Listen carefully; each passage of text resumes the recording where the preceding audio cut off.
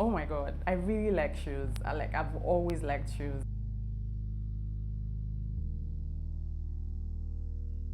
I am Wunmi and I'm the founder of the amazing brand Shoepify.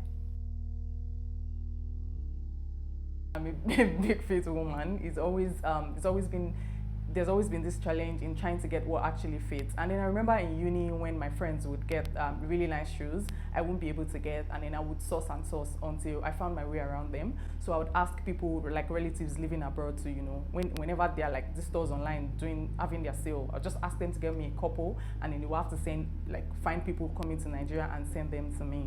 And then I thought about it and I was like, well, to get decent, like actual decent brands, you need to like be able to source for these things. And I imagine that I had a lot of, like, there were other people too who were going through the same thing. Every time I still can't believe that an entire business came out of that little interaction. I walked into the office on that day feeling very good with myself. It was after payday.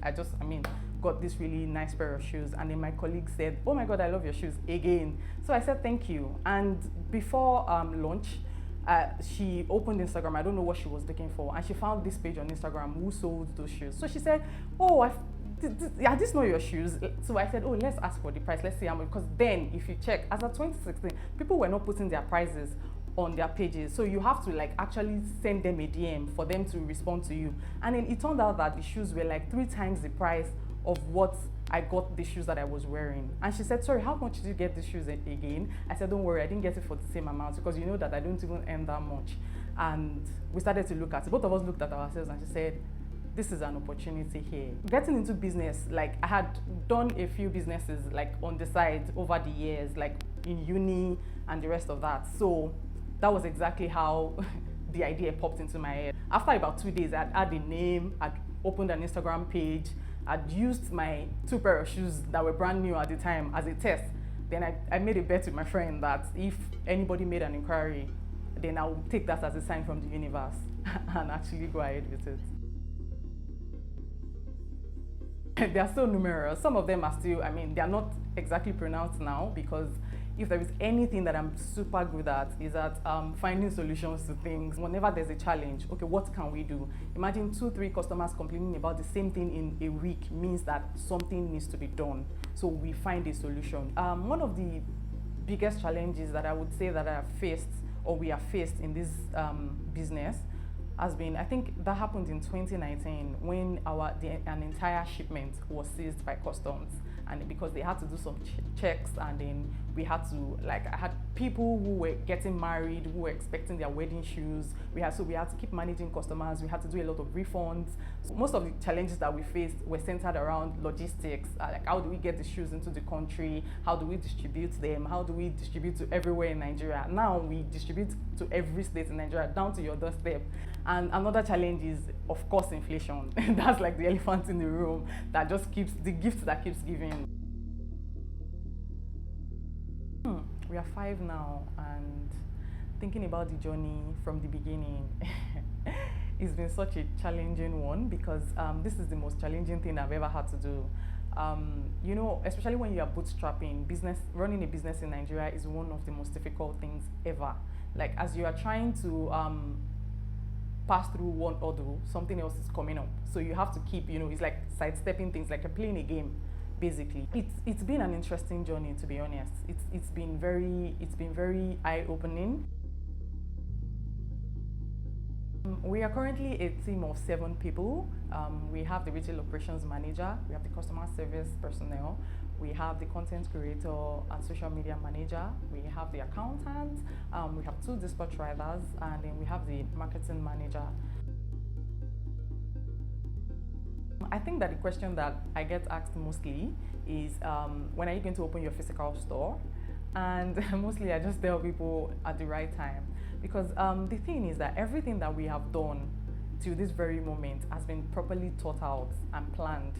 So there's a lot that we're trying to do currently, and it's not just about opening a physical store. Sometimes we've done quite a lot of research, and it turns out that mostly people need your physical store for credibility. They don't even necessarily, the demography we are trying to target don't want to come in to buy shoes. They just want to get things at the comfort of their homes. So why the rush? That we have an office that we currently operate from, where we dispatch orders from, and we do everything else from. But having a walk-in thing, we found a workaround around that, and then I think that we have decided to solve that with exhibitions, pop-up stores here and there, just pop-up events, just once in every quarter. We're still working on the location and the logistics for that, so we might be coming to your city next time. When Shoepify started, I remember my mom saying that, why are you going to quit your job to sell shoes online? Will anybody buy enough shoes online for you to actually make money from and make a living out of?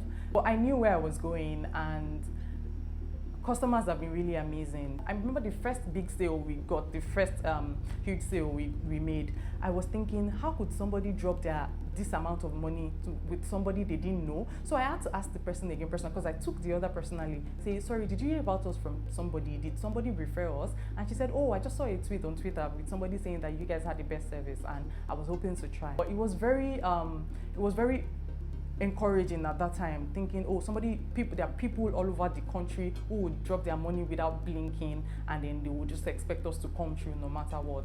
And when we get, one of the most interesting moments for me is when we get people who personally write. I remember receiving an email midnight one day. I couldn't sleep, I was just trying to work, and then I got an email from somebody saying that she has been trying to search for shoes. There were some times that she traveled abroad and she didn't want to carry a lot of things, or there's some shoes that she saw in some stores that she saw on our page or on our websites, and she was like, how are these people even making money with the prices that they are selling? And she's very encouraged, so she would always tell people about the brand, and she was very touched, and she was very happy with the service that she had received. And it made me kind of feel, what we actually do matters. People are counting on this thing.